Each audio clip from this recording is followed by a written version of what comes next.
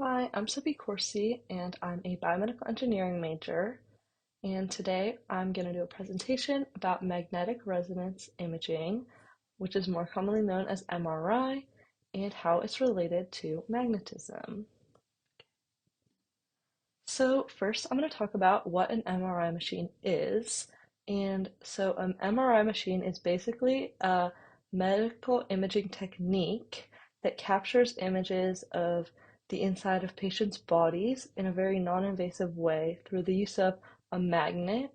So, the magnet and the magnetic fields that it generates are really what powers the machine and helps generate these images. The images can be 2D or 3D. They typically are made in 2D, but these 2D images can be kind of like combined together and spliced together in a way that creates a 3D image, which makes it super helpful and very easy to view and see everything that's going on inside the body. These machines are used to observe, diagnose, and monitor the different issues or conditions that could be present in the body, and they're a really good technique in the biomedical engineering world. So, what MRI machines are used for, I touched on that a little bit in the last slide, but now I'm going to talk a little more about the different specific body parts. So, they assess countless parts of the body, and the typical, like most common one when you think of an MRI machine is the brain and the spine. Um, A specific type of MRI machine that does brain scans is the functional MRI, and it can be used to take images of blood flow in different areas of the brain and check for damage that could be caused by head injury or Alzheimer's. So it's really cool. And yeah, typically when you think of an MRI machine, you typically think of the brain and spine. However, they also take pictures of heart and blood vessels, and they can assess the damage that's caused through heart disease, heart trauma, heart tumors, anything related to that. And they can also see blood vessel blockages, where they are and how big they are, and stuff like that. Additionally, MRI machines take pictures of the internal organs, and they can spot tumors as well as just any other problem that could arise in any of your internal organs. There's so many, so it's kind of hard to list. They also look at joint health and issues that could be caused there, as well as bone infections, diseases. MRIs can see all of that, and so they're super, super useful. Okay, so there are several components in an MRI machine, and the main one, like the big one that kind of envelopes the whole thing, is a giant magnet. And this magnet generates a large electric field, which is used to kind of control all of the mechanisms that go on. And then within this magnet, kind of right inside the magnet, is gradient coils, and these gradient coils help create a second magnetic field, which helps the protons, which I'm going to be talking about in the next slide, makes them easier to track and just kind of helps the whole machine work a little smoother. Then there are computers, of course.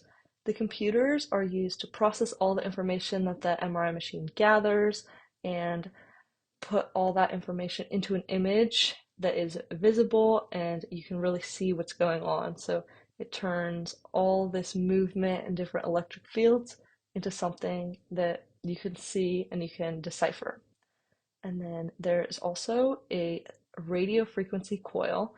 And so this coil basically sends the radio frequency signal to the body and allows the protons to move. And then the scanner has a couple different jobs. The first one is that it emits the radio frequency signal that travels through the radio frequency coils, as well as it detects the different energies released by the protons and also the time that it takes for them to return back to their original position.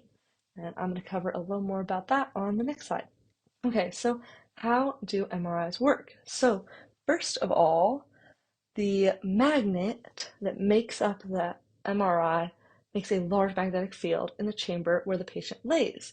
And so the patient lays in this chamber, And when they're in there, their protons that are in the hydrogen atoms in their body are located in the nuclei of the hydrogen atoms, align themselves to be parallel to the magnetic field.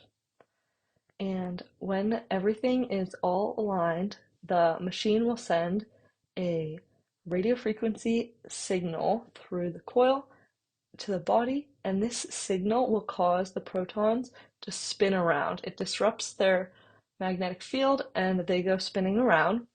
But when the radio frequency signal stops, the protons want to return to their original space, and so what they do is they have to return to the original spot and stop spinning, and when this happens, they emit an electric field.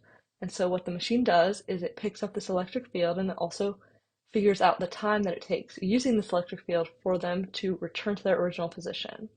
And different tissues in the body, they all have a different electric field, like time and stuff. And so through this information and how long it takes for them to return to their original alignment, the computer can then take this data and figure out what tissue is what and generate an image with bright spots being different tissues and different parts of the MRI, and they make a image that is visible and easy to decipher. So basically that's how it works, and I hope you enjoy the video. Thanks.